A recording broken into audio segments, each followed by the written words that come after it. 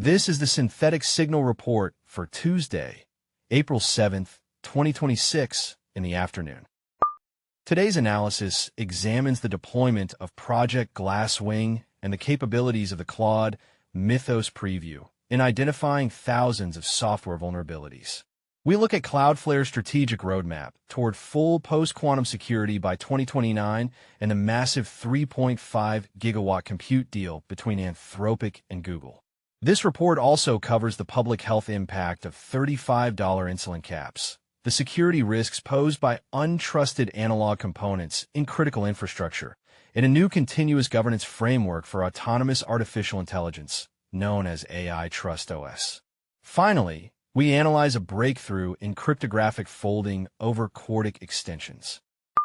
Anthropic has initiated Project Glasswing, a major effort to secure critical software using advanced code analysis. At the center of this project is the Claude Mythos Preview, a frontier model that has already identified thousands of zero-day vulnerabilities across every major operating system and web browser. Unlike traditional tools that rely on predefined rules or pattern matching, Mythos uses deep code analysis to understand complex logic and identify flaws that have remained unpatched for decades. Anthropic is currently restricting access to the Mythos model, allowing major software vendors and institutions to proactively patch their systems before the model's capabilities are more widely available. This is a grounded shift in defensive security. By using a model that can perform high-level reasoning over source code, researchers are finding architectural flaws that static analysis tools consistently miss. The project signals a new era where the speed of finding a vulnerability is limited only by the compute power applied to the analysis, necessitating a rapid, automated response from software maintainers to maintain the integrity of the global software supply chain. Cloudflare has released a formal roadmap targeting 2029 for the implementation of full post-quantum security across its entire network. The company is currently transitioning its infrastructure to utilize quantum-resistant algorithms for the TLS handshake. This move is designed to protect against the harvest now, decrypt later threat, where encrypted traffic is captured today with the intent of decrypting it once large-scale quantum computers become viable. The roadmap details the phased integration of post-quantum cryptography into various layers of the stack, including the edge network and internal services. By 2029, Cloudflare aims to have every connection protected by algorithms that can withstand the computational capabilities of future quantum systems. This is an update to the industry's broader push for quantum resilience, moving from experimental deployments to a production-scale standard that affects millions of websites and services. Anthropic has disclosed that its annualized revenue run rate has surpassed $30 billion, reflecting a massive surge in enterprise demand for its Claude models. To support the training and inference of future frontier models, Anthropic plans to secure 3.5 gigawatts of next-generation Google TPU compute starting in 2027. Broadcom will supply the essential chips and networking equipment for this expansion. The scale of this deal highlights the physical reality of artificial intelligence scaling. A 3.5 gigawatt power requirement is equivalent to the output of several large nuclear power plants.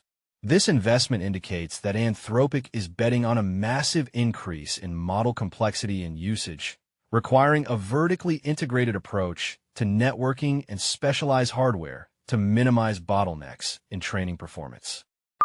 A new study has provided empirical evidence that capping insulin costs at $35 a month significantly improves treatment adherence for individuals with type 2 diabetes.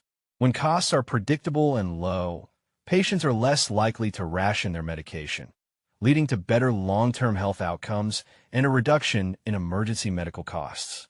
Simultaneously, researchers have reported that Merck's experimental HIV prevention pill could be manufactured for less than $5 per person per year. The study urges the company to begin licensing generic production early to ensure global access. These developments represent a shift in the economic modeling of public health, where the technical cost of production is increasingly at odds with traditional pharmaceutical pricing structures. Lowering the barrier to entry for these critical medications has a direct, measurable impact on the stability of public health systems. The security of critical infrastructure is facing a growing threat from untrusted analog components. Gray market and counterfeit analog parts are increasingly finding their way into the supply chains for power grids and industrial control systems.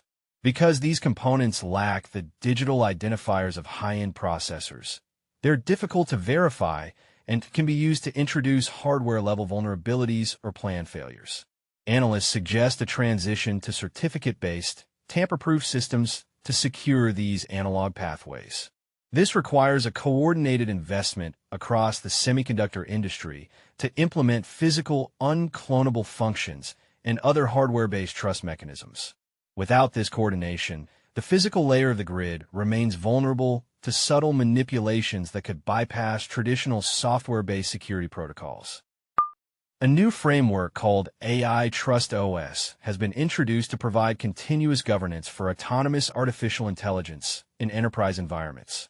The system focuses on observability, allowing organizations to monitor multi-agent workflows and retrieval-augmented generation pipelines in real time. This framework addresses the crisis of dark AI, where autonomous processes operate without a clear mechanism for discovery or compliance verification. In the realm of cryptography, researchers have unveiled a method for sumcheck-style folding over Quartic extensions. This algebraic backend performs exactly 2 n minus 4 multiplications on base field valued leaves. This represents a 5-fold reduction in complexity compared to previous row-based commitment layers. This breakthrough makes it significantly more efficient to verify complex computations in decentralized networks, improving the scalability of zero-knowledge proofs and secure multi-party computation. The community is currently tracking a surge in activity from several ransomware groups. Ransom House has disclosed a strike against accelerated services, while the group known as Chelan has posted information regarding a breach at BNC. Additionally, Incransom has claimed responsibility for a strike on Pacific West Injury. Security researchers are highlighting a series of critical vulnerabilities in the Botan C++ cryptography library. Version 3.11.0 contains a misleading function in the certificate store that could return incorrect validation results.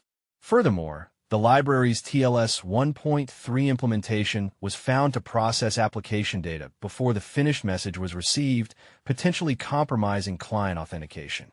The community is also reacting to a DNS rebinding vulnerability in the Java SDK for the Model Context Protocol and a denial-of-service flaw in Podman Desktop that allows remote attackers to trigger resource exhaustion.